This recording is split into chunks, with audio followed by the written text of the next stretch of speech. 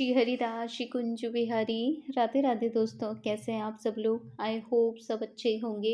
देखिए, अभी तक आपने हमारा चैनल सब्सक्राइब नहीं किया है ना, तो जल्दी से कर लीजिए कृषु लाडले फैशन को, जहां आपको मिलेंगे लड्डू गोपाल से जुड़े आपके सारे सारे सवालों के जवाब। तो देखिए, आज का हमारा जो टॉपिक है वो Q&A सेशन है। वैसे ये कि यहाँ पे जो रिपीटेड क्वेश्चन होते हैं लड्डू गोपाल जी की सेवा नियम से जुड़े जो सवाल होते हैं, जो कई बार पूछे जाते हैं, आज मैं इस वीडियो के माध्यम से आपको वही सारे सवालों के जवाब दूंगी जो मुझे पता है और जो मैंने अपने संत जन के मुंह से सुना है, जो मेरे नॉलेज में है, वो सारे सवालों के मैं जवाब दूंगी। तो सबसे पहले तो हम यही मतलब सबके मन में बस सबसे पहला जो सवाल होता है वो तो यही होता है कि लड्डू गोपाल जी की सेवा हम कैसे करें। मतलब उनका कुछ नियम होता है या फिर उनकी दिनचर्या कैसी हो हमारे साथ लल्ला की। तो देखिए, मैं अगर कहते हैं ना 100 बात की एक बात कहूँ और 1 लाइन में मैं इसका आंसर दूँ, तो मेरी तरफ से तो इस सवाल का यही जवाब होगा कि लल्ला को आप बर्डन मान के सेवा ना करें। आप ऐसा सोच के सेवा ना करें कि हमारे ऊपर कोई बर्डन है और कुछ ऐसा नियम है खासे जिसको हमें फॉलो करना ही करना है। बर्डन करके आप उनकी सेवा करेंगे तो आपसे नहीं हो पाएगी और आपको हमेशा टेंशन रहेगी। आप उनकी सेवा एंजॉय मेंट के साथ करें, उनको अपनी फैमिली का मेंबर समझ के करें। तो जैसे हमारे फैमिली में मेंबर होते हैं और हमारे ऊपर कोई बर्डन नहीं होता है, जो जो हमारी लाइफ में होता जाता है, वो जैसे जैसे दिनचर्या हमारी जाती है वो सब चीज़ें होती रहती हैं। तो वैसे ही आप भी लल्ला को अपने घर का एक सदस्य माने और कभी भी उनको बर्डन ना समझे। ऐसा ना समझे कि हमने सेवा ली है, नियम लिया है, तो हमको ये भी करना होगा वो भी करना होगा। नहीं, आप उनको अपनी फैमिली का एक सदस्य समझे, एक बच्चा समझे और बस उनकी कुछ रिक्वायरमेंट्स हैं उनको पूरा करते रहें। और मेरे हिसाब से तो ये बेस्ट आंसर है इस सवाल का। और दूसरा सवाल ये है हमारा कि जब हम पीरियड्स से होते हैं और हमारे घर में कोई नहीं है, तो उस कंडीशन में हम अपने लल्ला की सेवा कैसे करें। तो देखिए, अगर संत जनों का और शास्त्रों की बात की जाए, तो शास्त्रों में तो मासिक धर्म का 3 दिन का वर्णन है कि आप 3 दिन के बाद अपनी सेवा में जा सकते हैं। 3 दिन के बाद आप लला की सेवा कर सकते हैं। और अगर हम अपने वृंदावन के संत जनों का देखें, तो आप 5 दिन के बाद लला की सेवा कर सकते हैं। और देखिए, एक कंडीशन ऐसी है कि अगर घर में कोई है ही नहीं आपके, आप इकलौते हो घर में खाना बनाने वाले और लल्ला आपके घर में है और कोई और नहीं है ऐसा जो हेल्प कर दे इन दिनों आपकी, तो आप लल्ला के लिए भोग बना सकते हैं और दूर से ही आप उनको भोग लगा सकते हैं। और अगर आपकी भक्ति जो है बहुत उच्च कोटि की है, तो आप अपने हाथ से भी लल्ला को खिला सकते हैं और पीरियड्स में भी आप अपने लल्ला की सेवा जैसे करते हैं वैसे कर सकते हैं, इसमें कोई मनाही नहीं है। तीसरा हमारा जो क्वेश्चन आता है, जो पूछते हैं लोग, वो ये पूछते हैं कि भोग में अगर तुलसी नहीं है, किसी कारणवश तुलसी मैया हमारे घर पे नहीं पनप पा रही हैं, वो सूख जाती हैं बार बार, भोग के लिए लल्ला के लिए तुलसी नहीं होती है, तो उस समय क्या करें।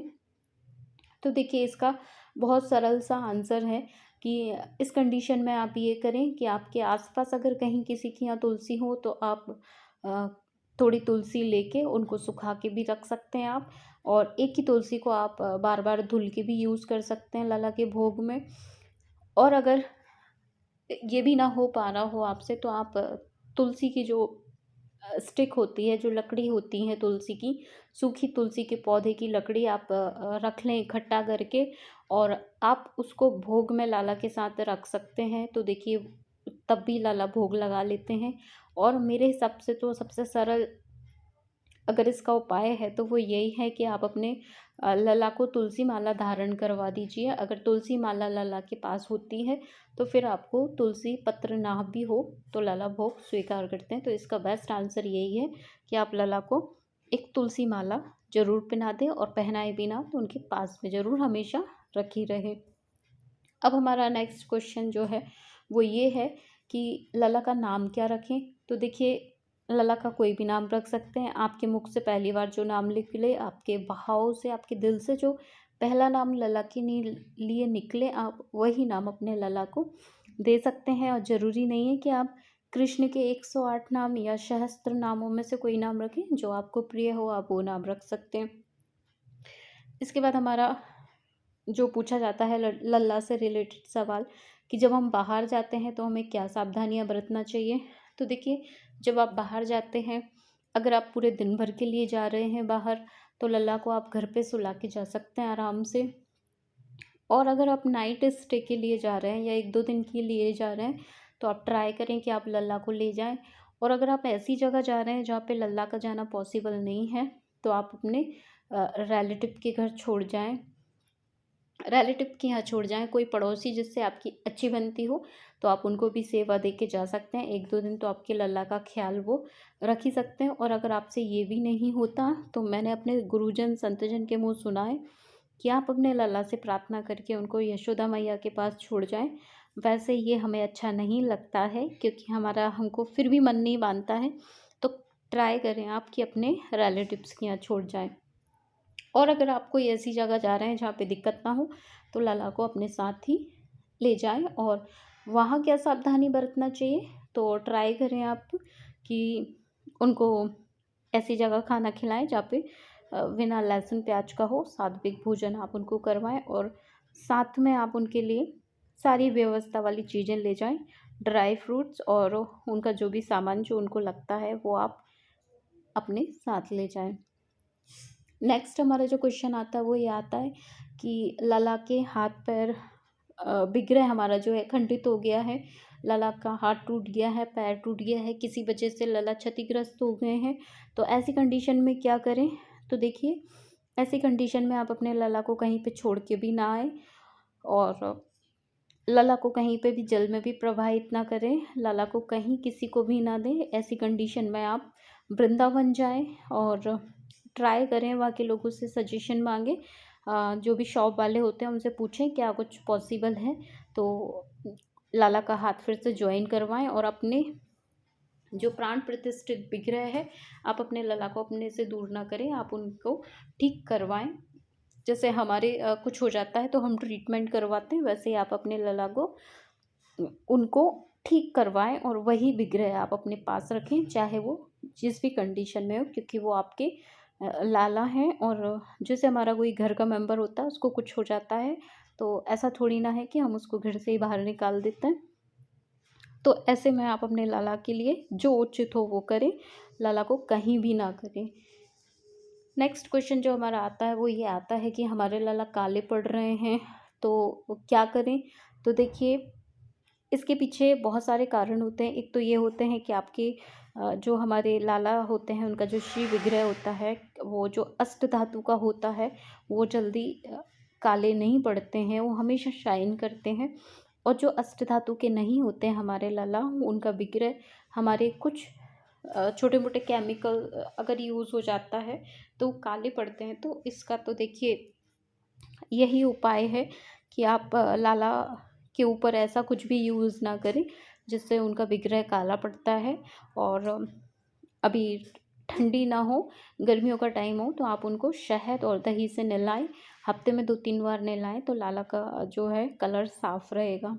हमारा नेक्स्ट क्वेश्चन जो होता है वो ये है कि क्या हम घर में अपने एक से ज़्यादा लल्ला रख सकते हैं, और पहले से लल्ला हैं, छोटे हैं, बड़े लल्ला लाना चाहते हैं, तो ऐसी कंडीशन में क्या करें। तो देखिए, पहले तो मैं इस बात को गलत ही मानती हूँ कि जब ऑलरेडी हमारे पास लल्ला हैं, कई दिनों से हमारी सेवा है, उनमें हमारे भाव रम गए हैं, तो वो ही रहने दें, आप दूसरे लला का ना सोचें। लेकिन अगर लला आ रहे हैं किसी ना किसी रूप में आपके पास, तो अपने जो पहले वाले लल्ला हैं उनको आप कहीं ना करें। जैसे घर में एक छोटा सा बच्चा होता है, तो एक बच्चा होने के बाद जब दूसरा आता है, तो ऐसा तो होता नहीं है कि हम वो पहले वाले बच्चे को कहीं कर दें। तो दोनों को ही समान लाड़ करें, और आप उनका रिश्ता बनवा दें, आपस में दोनों को भाई भाई बनवा दें, या जैसा भी रिश्ता रहे कि कृष्ण बलराम आप उनको बोल सकते हैं। और ऐसे आप सेवा करें, अपने पहले लल्ला के लिए अपना प्यार बिल्कुल भी कम ना करें दूसरे लल्ला आने से। तो एक से ज़्यादा लल्ला की सेवा आप कर सकते हैं, लेकिन कंडीशन यही है कि आप किसी को भी कम किसी को भी ज़्यादा ना समझें। और पहले वाले लल्ला जो आपके हैं वो उनसे कहीं आपका गहरा स्नेह होता है, इसलिए मेरी बात तो यही है कि जो जैसे लल्ला हैं आपके उन्हीं को रहने दें, क्योंकि वो प्राण प्रतिष्ठित हो जाते हैं। नेक्स्ट हमारा क्वेश्चन जो पूछा जाता है वो ये पूछा जाता है कि हम लला को भोग में क्या दें और कितनी बार भोग दें। तो देखिए बेसिकली तो लला को अष्टयाम सेवा में 8 बार भोग लगता है, लेकिन हम गृहस्थियों के लिए 4 भोग बताए हैं। तो उसमें बाल भोग और राजभोग, संध्या भोग और शयन भोग, ये भोग आप दें। और क्या ना दें लल्ला को, तो देखिए शास्त्रों में कुछ चीज़ें निषेध मानी गई हैं, तो हो सके तो आप ट्राई करें कि ये चीज़ ना दें। जैसे मसूर की दाल शास्त्रों में मनाही है, मसूर की दाल का, प्याज लहसुन का मनाही है, बैगन की सब्जी ऑप्शनल है, देखिए शास्त्रों में इसकी मनाही है, लेकिन अगर आप देना चाह रहे हैं तो कहीं कहीं दे सकते हैं। हींग की कहीं कहीं मनाही है, और कहीं कहीं वृंदावन में भी लालाओं को हींग का भोग लगता है, और कहीं कहीं पे मनाही होती है, तो ये भी टोटली ऑप्शनल है। ज़्यादा स्पाइसी खाना लला को ना दें, मीठा बहुत पसंद होता है लाला को, तो मीठा दें आप। खीर उनका प्रिय भोग है, दूध भात उनका प्रिय भोग है, अधोटा उनका प्रिय भोग है, तो ये आप उनको दे सकते हैं। कोल्ड ड्रिंक आप बिल्कुल ना दें, क्योंकि उसमें अल्कोहल होता है। तो कभी भी आप विशेष ध्यान रखें इस बात का कि गर्मियों में आप लल्ला को कभी भी कोल्ड ड्रिंक ना दें, उसमें अल्कोहल होता है। आप फ्रूटी दे दें और मैंगो जूस दे दें, भले ही चाहे आप उनको, लेकिन कोल्ड ड्रिंक ना दें। आप नींबू पानी दे सकते हैं, लेकिन आप कोल्ड ड्रिंक ना दें। और मशरूम की सब्जी का भी निषेध माना गया है, तो ट्राई करें कि आप मशरूम भी लला को ना दें। नेक्स्ट हमारा क्वेश्चन जो है वो ये है कि हम लला का जन्मदिन कैसे मनाएं। तो और जन्मदिन का मतलब क्या है, कि जन्माष्टमी ही उनका बर्थडे है या जब लला हमारे घर आए वो बर्थडे है। तो देखिए लला के बेसिकली 2 जन्मदिन मनाए जाते हैं। एक तो जो पूरी दुनिया मनाती है लला का जन्माष्टमी का, और एक वो रहता है जिस दिन लला हमारे घर आते हैं। तो उसी जिस डेट पे लला आपके घर आए आप, या जिस दिन आपने प्राण प्रतिष्ठित किए हैं लला को, उस दिन को आप उनका जन्मदिन स्वरूप माने, और उस दिन से आप उनकी काउंटिंग शुरू करें कि लाला 1 साल 2 साल कितने साल के हुए हैं। तो उस हिसाब से एक ऐसे करके आप लला का बर्थडे मनाएं। अब आता है हमारा कि सेवा नियम क्या है हमारे लला के, क्योंकि अगर लाला हमारे पास आए हैं तो उनके कुछ सेवा नियम होते हैं। तो कुछ छोटे मोटे शब्दों में हम उनके सेवा नियम जान लेते हैं। वैसे तो देखिए कोई मैंने कहा है पहले ही कि वर्णन करके हमें नहीं सेवा करना है, तो कुछ खास नियम नहीं है, लेकिन देखा जाए तो बस नियम ऐसे हैं कि सुबह में आप उठें और उठ के अपने लाला को जब उठाएं तो बड़े ही प्यार से उनको उठाएं। श्री कुंज बिहारी श्री हरिदास अगर आप उनके सामने बोलेंगे तो उनको और अच्छा लगेगा। और नियम में अगर देखा जाए तो आप उनका आचमन जरूर करवाएं, क्योंकि बाकी नियम तो अपनी जगह है, लेकिन उनका आचमन जो है वो आप सुबह उठें जब करवाएं, और दोपहर में आप सुलाते हैं, संध्या में आप उठाते हैं, उस टाइम उनका आचमन कराएं। और जब लाला सोते हैं हमारे उस टाइम आचमन करवाएं। तो 3 बार आचमन ये आप नियम में ले लें अपने, 3 बार आचमन करवाएं, इससे लाला बहुत खुश होते हैं। और नियम ये है कि उनको डेली स्नान करवाना है और लंगोट उनको धारण करवाना, ये नियम में आता है कि लला डेली नहाते हैं और लंगोट भी धारण करते हैं, तो आप उनको लंगोट जरूर पहनाएं। और नेक्स्ट नियम हमारा ये है कि अगर आपसे जैसे स्नान करवाते हैं यमुना जल हो तो बहुत अच्छी बात है, नहीं तो आप साफ़ सुथरा जल जो है ताज़ा जल ले सकते हैं। इसके बाद सेवा का नियम तो कुछ खास नहीं है, बट यही है कि आप बर्डन समझ के उनकी सेवा ना करें, इंजॉयमेंट के साथ आप उनकी सेवा करें। तो इसको भी एक तरीके से आप नियम मान लें। और उनकी सेवा का नियम है कि आप अपने लला के लिए टाइम ज़रूर निकालें। ये मतलब मेरे खुद के बनाए हुए नियम हैं। तो उन उनको थोड़ा-सा टाइम दें। ऐसा नहीं है कि आप अपने लला की आपने सेवा ली और आप उनको टाइम नहीं दे रहे। तो आप अपने लला को भरपूर टाइम दें और उनके साथ बातें करें और उनको खिलाएँ और टाइम-टाइम से उनसे पूछें।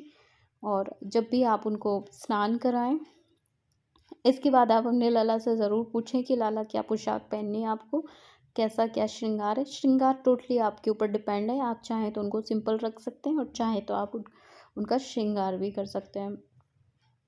और दूसरा नेक्स्ट हमारा जो नियम है वो ये है कि सेवा में कुछ नियम ये है कि ठंडी में आप ठंडी के कपड़े पहनाएँ, गर्मियों में आप गर्मियों के हिसाब से कपड़े पहनाएँ, बारिश में बारिश के हिसाब से कपड़े पहनाएँ। तो ये भी बेसिकली एक नियम माना जाता है कि ठंडी जब है तो लाला को आप वूलन क्लोथ्स पहनाएँ। वूलन जो उनके स्वेटर्स होते हैं वो पहनाएँ। ऐसा नहीं है कि ठंडी है और आप लाला को ठंड में ठिठुरने दे रहे हैं या कुछ। तो ये एक नियम ही है कि सीज़न के हिसाब से आप उनकी कपड़े पहनाएँ, सीज़न के हिसाब से आप उनकी इत्र की मालिश दें लाला को। तो ये सब चीज़ें आप पहले से जान लें कि लाला को ठंडी में कौन से इत्र हैं और गर्मी में कौन से इत्र हमें यूज़ करना चाहिए। ठंडी में कैसे कपड़े पहनाना चाहिए, गर्मी में कैसे कपड़े पहनाना चाहिए। और अगर हम और नियम देखें तो लाला का नियम बस यही है कि जो भी चीज़ हो उनके सॉफ्ट सॉफ्ट हो, जो भी आप उनके लिए कपड़े कुछ भी यूज़ कर रहे हैं, तो पहले आप मेक श्योर हो जाएँ कि लाला के लिए वो चीज़ें सॉफ्ट हैं। उनको कोई भी ऐसी चीज़ ना पहनाएँ ओढ़ाएँ कि जो हार्श करे। तो इसलिए आप उनको सॉफ्ट सॉफ्ट सी चीज़ें दें। उनके सोने का बिस्तर ऐसा हो जो सॉफ्ट हो। तो ये कुछ सेवा नियम होते हैं और वैसे कुछ ख़ास नियम नहीं है। बर्डन ना मानें और अपने लला की जो सेवा है वो एन्जॉयमेंट के साथ करें। तो अभी तो मेरे माइंड में इतने ही क्वेश्चन थे लाला से रिलेटेड जो पूछे जाते हैं, बेसिकली सबके माइंड में होते हैं। और हो सकता है मैं आपके कुछ मन में सवाल चल रहे हों। कुछ और मुझे जैसे याद आ रहे हैं कि हमारे जो लाला के पुराने वस्त्र होते हैं वो बहुत साल पुराने हो गए हैं, तो उन वस्त्रों का क्या करें। तो देखिए, मैंने कई कई वीडियोस भी देखे हैं और संत जन के मुँह भी सुना है और बहुत सारी बातें हैं जो मैं आपको बता रही हूँ कि अगर लाला के पुराने वस्त्र हो जाएँ, फट जाएँ, तो देखिए फटे हुए वस्त्र लाला को कभी ना पहनाएँ। लाला को कभी भी सिल के आप वस्त्र ना पहनाएँ। और अगर आपकी सामर्थ्य नहीं है लाला को बहुत सारे कपड़े पहनाने की, एक जोड़ भी आपके पास है, लेकिन आप थोड़ा-सा ध्यान रखें कि लाला के कपड़े साफ-सुथरे हों। और वैसे तो जब हम हमारे लिए कपड़े ले ही सकते हैं, तो लाला के लिए भी व्यवस्था कर ही सकते हैं कपड़ों की। तो ये कोई बड़ा मैटर नहीं है कि आप लाला के लिए कपड़े नहीं ले सकते हैं। जब आप अपने लिए ले सकते हैं तो आप लाला के लिए भी ले ही सकते हैं। अब बात आती है कि पुराने कपड़ों का क्या करें।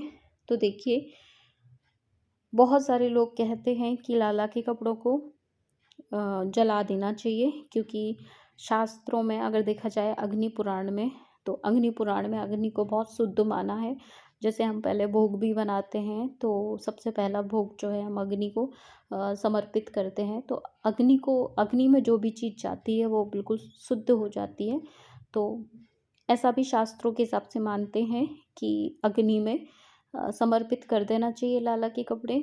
कुछ लोग कहते हैं कि कोई अच्छी सी जगह देख के, कोई तीर्थ स्थल हो या फिर ऐसी आपके घर में जगह जिस पे आपका पैर ना पड़े, मिट्टी में दबा दें, इस टाइप से भी कुछ लोग कहते हैं। मैं सबकी कही हुई बातें बता रही हूँ कि सबका ऐसा ऐसा मत है। कुछ लोग कहते हैं कि जल में प्रवाहित कर देना चाहिए, जो हमारी नदियाँ हैं उनमें प्रवाहित कर देना चाहिए। तो कुछ लोगों का ऐसा भी मानना है और मेरा मानना क्या है वो मैं आपके साथ शेयर करना चाहूँगी। मेरा मानना ये है कि आप अपने लल्ला के कपड़ों के लिए घर में एक जगह दें। आप अपने लल्ला के कपड़े कहीं भी ना करें। पुराने कपड़े हो गए तो आप अच्छी सी जगह पे उनको सेव करके रखें यादों के तौर पे। तो मेरे हिसाब से तो आप अपने लल्ला के कपड़े कहीं भी ना दें और ना कुछ करें उनका। और हाँ, अगर एक बात और है कि अगर कोई नीडी पर्सन है जो आपके लाला के कपड़े ले ले और अपने लाला को पहना ले, तो आप उनको दे सकते हैं। और नहीं तो आप अपने लाला के कपड़े अपने कबर्ड में सेफ रखें। और एक और क्वेश्चन मुझे याद आ रहा है, वो ये कि लाला की हम प्राण प्रतिष्ठा कैसे करते हैं। जब लाला पहली बार घर आते हैं तो उनको कैसे उनमें जो है प्राण प्रतिष्ठित किए जाते हैं। तो देखिए, कई लोग अलग अलग तरीके से करते हैं, लेकिन मैंने अपने संत जनों के मुंह सुना है कि जैसे ही हम लाला को लेके आते हैं और पहला कदम हम लाला का जैसे ही एंटर करवाते हैं अपने घर में, तो तुरंत ही लाला अपने आप से ही ऑटोमेटिक प्राण प्रतिष्ठित हो जाते हैं। तो आप उनका अच्छा सा नाम दें और पंचतत्व से स्नान करवाएं। और अगर आप पूरा विधिवत नहीं कर पाते हैं प्राण प्रतिष्ठित, तो कोई घबराने वाली बात नहीं है। लाला में जो है ऑटोमेटिक आपके घर में एंटर करते ही प्राण आ जाते हैं। तो आप इससे बेफिक्र रहें। तो दोस्तों, कैसा लगा वीडियो प्लीज़ कमेंट सेक्शन में बताइएगा। मैंने ज़्यादा बोर तो नहीं किया आपको, ये भी बता दीजिएगा साथ ही साथ में। और आई होप मेरा वीडियो आपके लिए कुछ यूज़फुल रहा होगा, आपके मन का कोई जवाब मैं दे पाई होंगी। तो हम मिलते हैं लल्ला के नेक्स्ट वीडियो में। तब तक सबको श्री हरिदास श्री कुंज बिहारी राधे राधे दोस्तों।